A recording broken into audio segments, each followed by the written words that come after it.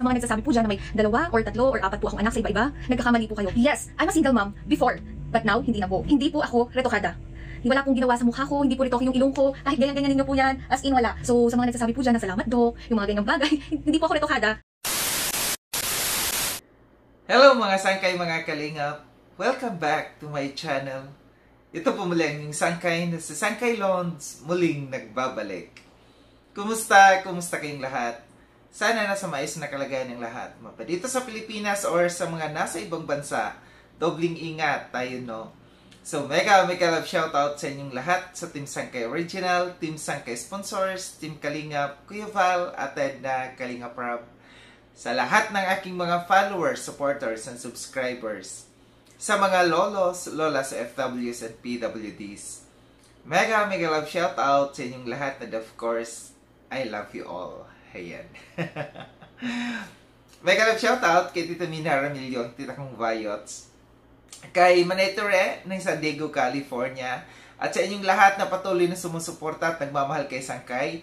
Ganon din po sa aking mga kasamahan sa Kalingap Watchers. Nandiyan dyan si Horbin TV Vlog, Bobby TV 143, Brenda Garcia, Marizel Arevalo, Ching Budayaw, 12 Midnight Vlog, Rhea Mix Vlog, Edgar Elia, Irene Miguel Passion, Twins Vlog, Kabebing Beshi Channel, Lovely Rose Kimura, Maricel Torres, Sweetie Pearl Vlog, Quintana nga pala, Simpleng Buhay Vlog, Trico Vlogs, Lorna Rodriguez, Ana Rita Reyes TV, Esther Mores, Beth Bishop, Edna Titus, and kay Bobby Barreto. So, suportahan po natin yung mga kasamahan ko sa Kalingap Watchers na may mga YouTube channel. Ganon din po sa mga grupo na patuloy na sumusuporta at nagmamahal sa kay Sangkay. Mega love shoutout sa Team A1, Giggle Ladies, Joy Natics, Joy Solititas in Manila, Solid Joy Team Baliw, I Love Joy International, Joy Beauty Titas in Manila, The Water Cares Marathoners, WCC, White Chicken Cactus, and Joy Diwata Team Europe. Ganon din po sa iba't ibang mga love team dito sa Kalingap na may mga nagsusupport din sa akin. Like doon sa EDC, sa Jomcar, no, sa Mikris, sa inyong lahat, mega love shoutout. So, ngayong araw na ito mga sangkay, pag-usapan natin, gagawa natin ng reaction. Or pag-uusapan lang natin, no. Ito'y patungkol sa napanood ko na upload ni Jenny Oco, no. Ito yung ka-live-in partner ngayon ni Kalingap Dan. So, sinagot niya, parang itong kanyang upload na ito, itong vlog niyang ito, ipinakilala niya yung sarili niya para malaman siguro ng mga tao kung sino nga ba si Jenny Oco. And parang sinagot na rin niya dito, no, yung mga bashers, no, yung mga nagbabash sa kanyang buhay. So, una, no, sinabi niya dito, sa mga hindi pa nakapanood, no, i-ano ko na lang to. Sabi niya dito, no, siya ay single mom before. Pero ngayon, hindi na. No? Yun yung pagkasabi niya dito, na totoo siya ay single mom before, pero ngayon hindi na. So, ibig sabihin dito, dati siya single mom. Tapos ngayon hindi na. Kasi nandiyan na sa buhay niya ngayon si Dan, si Kalingap Dan, no? And sabi niya, yung naging past niyang relationship, naging traumatic para sa kanya, no? Na-depress yata siya doon sa previous niya. Pero sabi niya, wag nang pag-usapan yung nakaraan niya, yung dati niyang, yung ama ng kanyang unang anak, kasi yun ay isang private person, no? And basta yung sinabi lamang niya na para bang proud siya na sinasabi niya na siya hindi na siya single mom ngayon. Dahil nandyan na nga sa buhay niya, sa tabi niya si Kalingap Dan. Sabi niya dito, family niya, pinakilala niya talaga yung kanyang dito. Nag-aral siya sa Ateneo Dinaga, so hindi basta-basta na school. family niya, politician. Sabi niya dito, politician yung kanyang yung kanyang family. Kasi nakita kong, tiningnan ko ang profile nito, no? Parang naging mayor ng Labo. Labo ba? O yung father niya. And, naging, yung mga niya dito, nakita ko yung credentials nitong kanyang tatay, no? Sinasabi ng mga bashers, no, na mayaman sila. Hindi naman daw niya yun yung pagiging mayaman nila. Siya ay naghahanap buhay. Meron siyang negosyo. And, naging emotional siya dito, nung binabanggit niya yung kanyang dad. Kasi parang, sa pagkukwento niya, sa pagpapalaki sa kanila ng magulang niya, na tinuruan ng hindi maging maluho. Naging emotional siya dito nung naiyak siya dito nung kinukwento niya yung buhay nila nung sila'y bata pa kasi hindi porket meron silang katulong, no, mayroong araw pag walang pasok talagang hinahayaan sila or pinagsasabihan yung mga katulong nila noon na kung ano yung gagawin nila, wag sundin yung inuutos nila ng mga anak, no. And panganay yata siya o pangalawa sa kanila, no. Sabi niya dito, pinasok niya ang pagba-vlog just for fun, no. Ito'y katuwaan lamang niya and para na rin may share niya sa ang masasayang moments nila ni Dan at yung magiging family nila. So yun yung purpose niya kung bakit niya pinasok itong pagiging vlogger, no? Kasi just for fun lang naman daw, katuwaan lang. Siguro hindi niya hinahangad na kumita dito and gusto lamang niya na ma-share sa madlang people, no? Itong masasayang moments nila, no, ni Dan. At yung magiging pamilya nila, sabi niya, kasi siyempre magiging pamilya na sila kasi magkakaanak na sila. Sinabi din niya dito, ito'y niya talaga yung mga bashers. Ito yung sagot niya sa mga bashers, no, yung hindi siya retokada, no. Kasi ito yung laging yata sa kanya ng mga bashers, no, na yung kanyang ilong kasi matangos, no.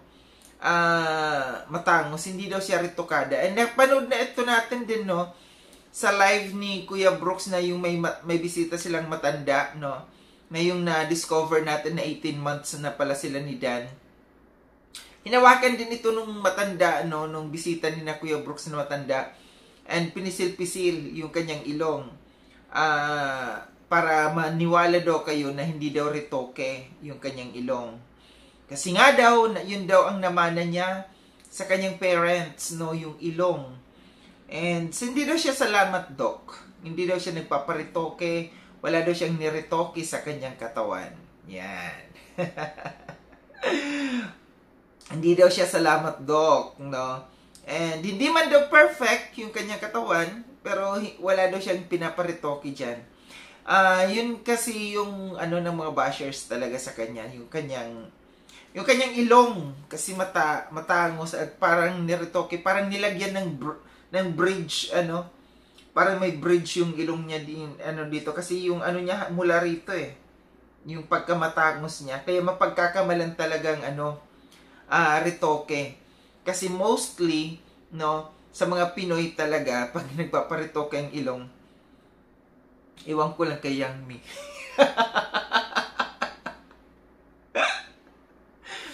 Iwan ko lang kung anong retoke sa ilong niya. Ang laswa, may bridge dito yung ilong ni Yang Mi, tapos pag tayo na punta kay Yang Mi. Dito tayo kay Jenny, no? Yan nga, kasi yung mapaghahalat, para talagang retoke yung ilong ni Jenny, no? Kasi dito, kasi ito yung talaga yung inaayos sa ilong. Ito, sa mga Pinoy, tapos dito, bridge. Lalagyan dito ng bridge mula rito hanggang dito. Tapos ganyan. So, parang parang retoke talaga. Ganun ang tingin ko, kasi napapanood ko, nakikita ko rin naman yung mga kaibigan ko, lalo na yung mga mga sumasali sa mga beauty pageant, no? Yung hindi kagandahan ng ilong, ganun ang ginagawa. Niraretoke yung ilong. Madali lang kasi, no? Mura na rin ngayon magparetoke ng ilong. Ako kaya magparetoke. Sabi niya, hindi daw siya maarte. Gawa lang daw talaga siya, ganun lang daw talaga siya magsalita, no? So, yung mga sinasabi doon ng mga tao na siya ay maarte, maaari siguro sinasabi na daw ng mga tao na siya ay maarte dahil sa pagsasalita.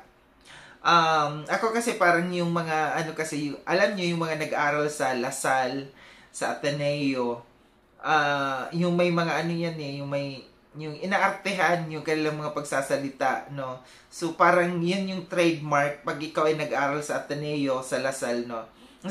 Mama, para po sa tabi. Mama, para.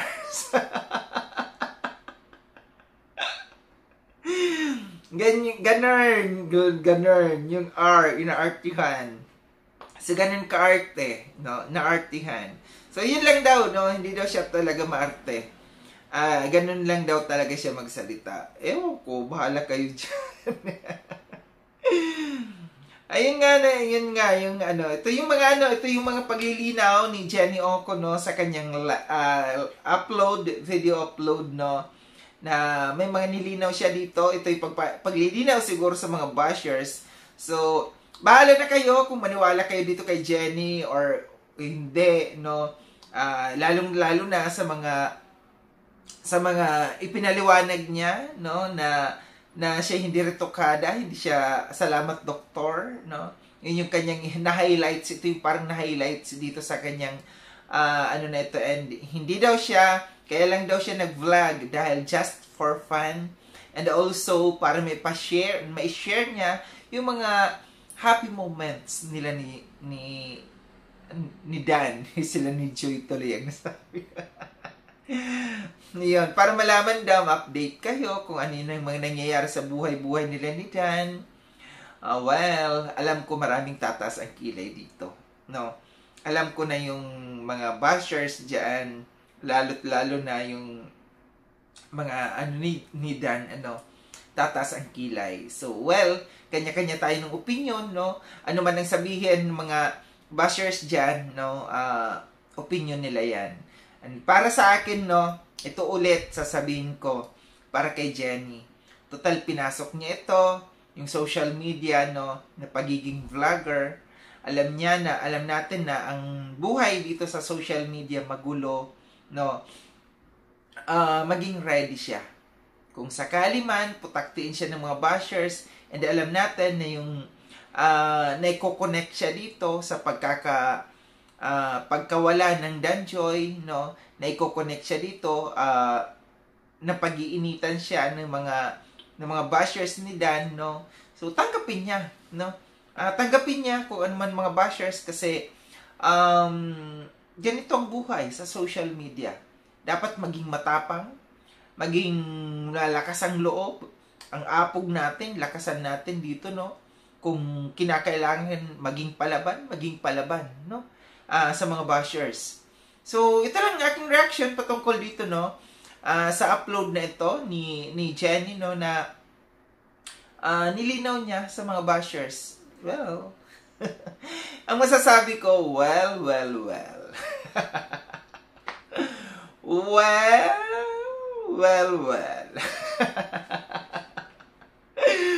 So, muli maraming salamat mga sangkay no sa panonood. Sa mga hindi pa nakapag-subscribe kay Sangkay Loans, subscribe niyo na po ako. Click yung notification bell para updated kayo sa lahat ng mga videos na aking gagawin. Like and share itong video na ito mga sangkay. Kita-kits tayo ulit sa susunod na video na aking gagawin. Ingat kayo sa ang dako ng mundo mang kinaroroon. Paalam na mga sangkay, mga kalinga, paalam.